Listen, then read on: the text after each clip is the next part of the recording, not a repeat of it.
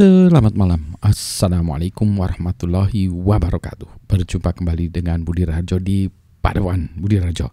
Kita selalu mulai dengan ngopi dulu. Bismillah.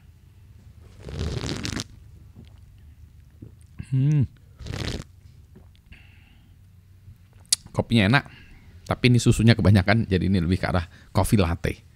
Asik. Kopinya ini dari kopi Tanah Sunda. Baru lagi nih, Gulali Classic Beans. Ini enaknya kayaknya di V60 ya. Tapi dijadiin ini jadi coffee latte. Kita lanjutkan dengan topik kita, yaitu tentang ransomware. Jadi kalau kita lihat ransomware dalam video sebelumnya, nanti tautannya saya sertakan, ada cerita tentang apa sih itu ransomware, kemudian kaitannya dengan malware.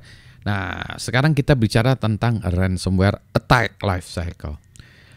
Jadi ransomware itu intinya singkatnya ya akan menyerang sistem kita. Dia melakukan encryption biasanya, kemudian dia meminta kita membayarkan sesuatu gitu ya. Itu namanya, katakan itu ransomware-nya itu, ransomnya itu minta kita ya membayar sesuatu. Nah, jadi yang dilakukan pertama kali gimana? Ya pertama reconnaissance. Reconnaissance itu ngelihat dulu ya, misalnya dia melakukan port scanning, dia ngelihat DNS-nya, dia membuat list IP, domain dan seterusnya ya. Pada prinsipnya dia ingin memetakan dulu ya yang mau ditargetkan. Ada attack yang sifatnya random ya, kalau kita sebut fly by wire, sambil lewat jebret. Tapi ada juga yang dia memang mencermati. Jadi ini biasanya sih mencermati. Karena dia akan menargetkan ya yang mau bayar mahal lah kira-kira. Setelah dia bisa melakukan reconnaissance, dia akan mencari bagaimana cara masuknya. Nah, itu initial access. Nah, ini gaining access ya. Misalnya dengan phishing, dengan menggunakan email atau link yang mana kalau diklik, nah kita bisa masuk ke sistem mereka. Pada prinsipnya adalah kita mau masuk ke sistem yang ditargetkan. Ya, attack-nya seperti itu. Jadi initial access. Mungkin dia initial access-nya tidak sebagai admin, tidak sebagai root ya, tetapi sebagai user biasa ya. Nah, nanti bagaimana caranya dia bisa naik kelas ya, menjadi user admin. Setelah dia bisa masuk dan naik kelas, setidaknya dia bisa menanamkan malware kita, malware yang ingin ditanamkan di sana. Jadi contohnya dia masuk ke sistem menggunakan kelemahan LDAP atau menggunakan kelemahan kalau dulu Log4j gitu ya.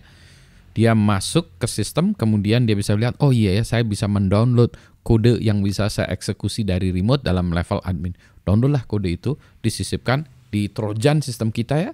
Kemudian sistem kita itu bisa menjalankan program dari jarak jauh. Nah, jarak jauhnya itu salah satunya adalah mendownload ransomware-nya ini atau malware-nya ini. Jadi setelah masuk, nah malware sudah di-download, maka malware itu dieksekusi. Execution, jadi malware deployment. Nah, bagaimana kita melaksanakannya, menanamnya, sudah tadi dijalankan, kemudian dia mulai melakukan infeksi. Nah, infeksinya ini kalau umumnya dia langsung melakukan enkripsi, kemudian nanti dia menagih gitu ya, meminta bayaran meminta ransomnya. Tetapi ada juga kalau yang baru-baru ini adalah dia melakukan exfiltration dulu. Dia mengumpulkan data, kemudian dia istilahnya mendownload semua data kita dulu ya, di-download semua, ditaruh di satu tempat. Kemudian dia mau nanti kalau dia bayarannya tidak diterima, dia akan membocorkan datanya. Jadi itu ransomware yang jenis dia melakukan encryption tapi exfiltration juga. Katakanlah ini tidak, dan katakanlah hanya melakukan encryption, maka dilakukan encryption. Kemudian setelah selesai, sudah terkunci sistemnya, baru mengirimkan ransom. Tolong kirimkan berapa ya, misalnya $300 atau lebih ya, lewat Bitcoin.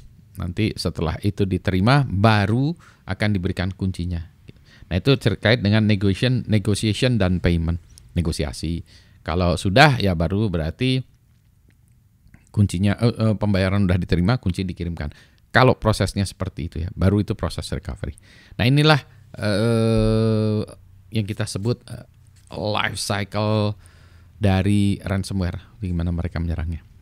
Tentu saja detailnya tuh masih banyak ya, misalnya bagaimana dia melakukan reconnaissance. Reconnaissance biasanya tidak hanya terkait kepada ransomware, tapi dia bisa jenis-jenis attack yang lain juga bisa masuk, termasuk initial access juga.